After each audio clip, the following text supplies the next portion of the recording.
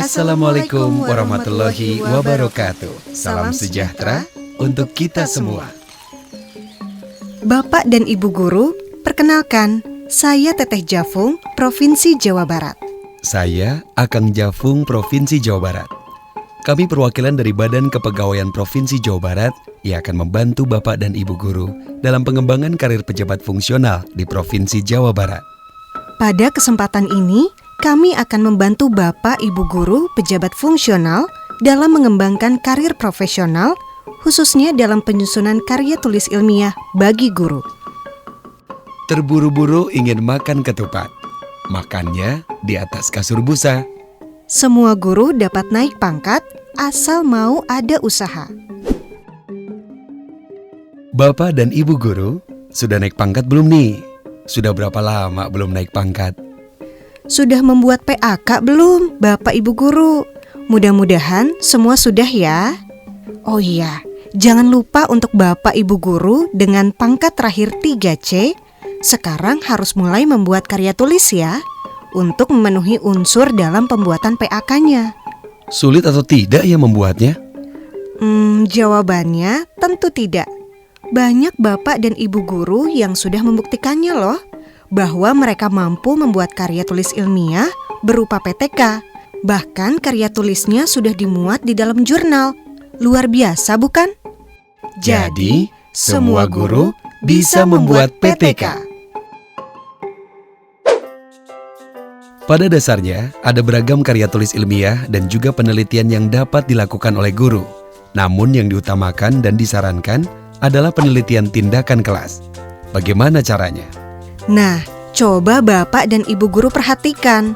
Dalam penelitian tindakan kelas, terdapat kata tindakan. Artinya, sesuatu yang dilakukan guru. Apa yang dilakukan? Yaitu sesuatu yang dilakukan untuk meningkatkan kualitas belajar peserta didik. Misalnya, agar siswa dapat meningkatkan hasil belajarnya, agar siswa memiliki motivasi belajar, atau agar siswa memiliki kemampuan berpikir kritis dan berpikir kreatif. Tindakan-tindakan guru dalam kelas ini dituliskan dalam laporan dan dibingkai secara format ilmiah, sehingga menjadi penelitian tindakan kelas. Mudah bukan? Ayo semangat Bapak Ibu Guru. Sekarang, ayo ikuti langkah-langkah pembuatannya. Pertama, cermatilah dengan intensif permasalahan-permasalahan ataupun potensi-potensi peserta didik yang ada di kelas. Misalnya, hasil belajar siswa-siswi Bapak Ibu Guru di kelas. Apakah semua siswa sudah memperoleh nilai di atas KKM? Namun, seandainya pun semua siswa sudah mencapai nilai di atas KKM, Bapak Ibu Guru tetap perlu membuat PTK untuk terus mengembangkan potensi peserta didik yang lain. Misalnya kreativitasnya atau motivasi belajar yang kurang. Permasalahan ataupun potensi ini supaya lebih mudah memahaminya dapat diistilahkan dengan sebutan penyakit. Kedua, berdasarkan permasalahan yang ada, maka tetapkanlah tindakan apa yang akan Bapak Ibu Guru lakukan sesuai dengan kebutuhan peserta didik di kelas. Tindakan yang diberikan dapat berbentuk strategi, model, pendekatan, metode, teknik, media, ataupun kegiatan. Tindakan ini untuk memudahkan pemahaman Bapak dan Ibu Guru dapat diistilahkan dengan obat. Dengan kata lain, PTK secara sederhana dapat digambarkan seperti mempertemukan penyakit dengan obat. Berapa jumlah obat dan penyakit? Satu penyakit dan satu obat saja sudah cukup. Bagaimana pelaksanaannya? Tentu pelaksanaannya cukup di kelas tempat Bapak dan Ibu Guru mengajar dan tidak perlu waktu tambahan untuk mengerjakannya. Menyenangkan bukan? Ketiga, carilah informasi dan sumber referensi sebanyak mungkin untuk menguatkan penelitian tindakan kelas atau PTK yang Bapak Ibu Guru lakukan. Referensi dapat berbentuk buku teks atau jurnal penelitian yang relevan, bahkan laporan PTK teman sejawat juga dapat dijadikan tambahan referensi. Salah satu fungsi referensi adalah untuk membantu melakukan analisa dan membandingkan hasil PTK Bapak dan Ibu dengan penelitian PTK yang lain. Nah, jika teman sejawat Ibu dan Bapak saja sudah pada bisa membuat PTK, harus makin yakin bahwa Bapak dan Ibu juga pasti dapat membuat PTK. Kita lanjutkan ya, Bapak Ibu Guru. Sekarang kita akan membahas tentang komponen dan struktur laporan penelitian kelas. Isinya apa saja ya? Masalah dan latar belakang masalah. Uraikan secara lugas masalah yang akan diteliti, yang selanjutnya kita sebut sebagai penyakit, dan istilah obat yang akan digunakan untuk menangani penyakit tersebut. Tuliskan saja terlebih dahulu apa yang ada dalam pikiran Bapak dan Ibu Guru, baik itu isi, fakta, konsep, ataupun informasi lainnya, tanpa memikirkan bentuk dan susunan kalimatnya terlebih dahulu. Rumusan masalah dan pertanyaan penelitian. Uraikan secara singkat bentuk tindakan yang akan dilakukan, dasar teori dan atau empirik pemilihan tindakan, dan rumuskan hipotesis tindakan sebagai landasan tindakan yang digunakan. Tujuan penelitian. Uraikan hasil penelitian yang diharapkan dari penelitian ini. Biasanya jika pertanyaan penelitian berjumlah 3, maka tujuan juga berjumlah 3. Ruang lingkup penelitian. Sebutkan ruang lingkup atau batas-batas tindakan yang akan diambil oleh penelitian. Manfaat penelitian. Uraikan secara jelas manfaat hasil penelitian ini bagi sekolah dan bagi peserta didik. Lebih terukur atau operasional lebih baik. Misalnya, peserta didik jadi meningkat hasil belajar. Peserta didik dapat meningkat motivasi belajar. Setelah semua pemikiran dan materi yang Bapak Ibu Guru inginkan sudah masuk dalam laporan tersebut, baru kemudian dibaca kembali untuk memperbaiki bentuk dan formatnya. Kajian teoritis. Uraikan secara rinci teori atau konsep yang mendukung terhadap variabel penelitian Bapak dan Ibu Guru. Uraikan menjadi variabel X dan Y. Kerangka pikir. Uraikan konsep dan hubungan antar konsep yang Bapak Ibu Guru rumuskan. Buatlah tinjauan teori atau hasil-hasil penelitian terdahulu yang terkait dengan variabel penelitian yang Ibu dan Bapak lakukan. Hipotesis. Berisi dugaan sementara calon peneliti terkait variabel penelitian yang biasanya ditandai dengan kalimat jika, maka.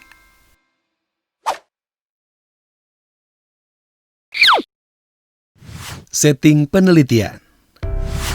Sebutkan lokasi penelitian, waktu penyelenggaraan penelitian, misalnya semester 1, 2, bulan, tahun, dan seterusnya, dan karakteristik kelompok sasaran yang menjadi subjek penelitian, serta bentuk aktivitasnya.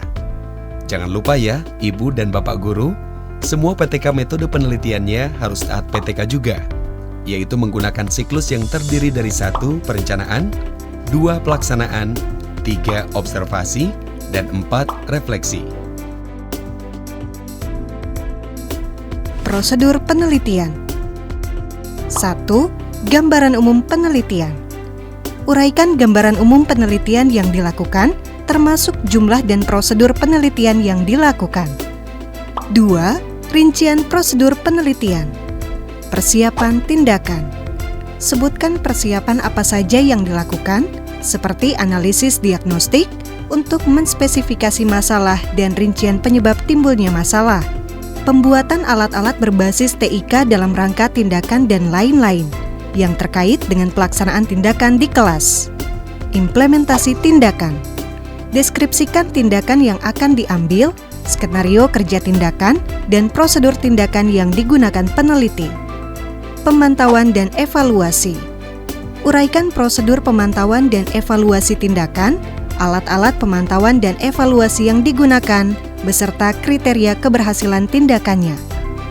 Analisis dan refleksi. Uraikan prosedur analisis hasil pemantauan dan refleksi terhadap tindakan yang telah diambil, tim yang terlibat dalam analisis hasil pemantauan dan refleksi, kriteria dan rencana bagi tindakan daur ulang. Sajikan hasil penelitian atau temuan setelah tindakan dilaksanakan, dan penyajian temuan harus sesuai dengan masalah yang telah dirumuskan. serta sesuai dengan pertanyaan penelitian yang sudah ditetapkan pada bab 1 pendahuluan. Jangan lupa, deskripsikan hasil penelitian baik secara kelompok juga personal dari subjek penelitian yang Ibu dan Bapak lakukan. Kemudian, lakukan pembahasan secara lengkap tentang temuan atau hasil PTK tersebut. Pembahasan hendaknya memberikan penjelasan tentang kegagalan maupun keberhasilan penerapan TIK dalam pembelajaran. Tentu, bila ada salah satu atau keduanya, ada suatu tindakan. Jangan lupa, pada pembahasan digunakan referensi yang relevan untuk mendukung atau menguatkan argumen Ibu dan Bapak. Referensi tersebut semakin up to date, semakin baik.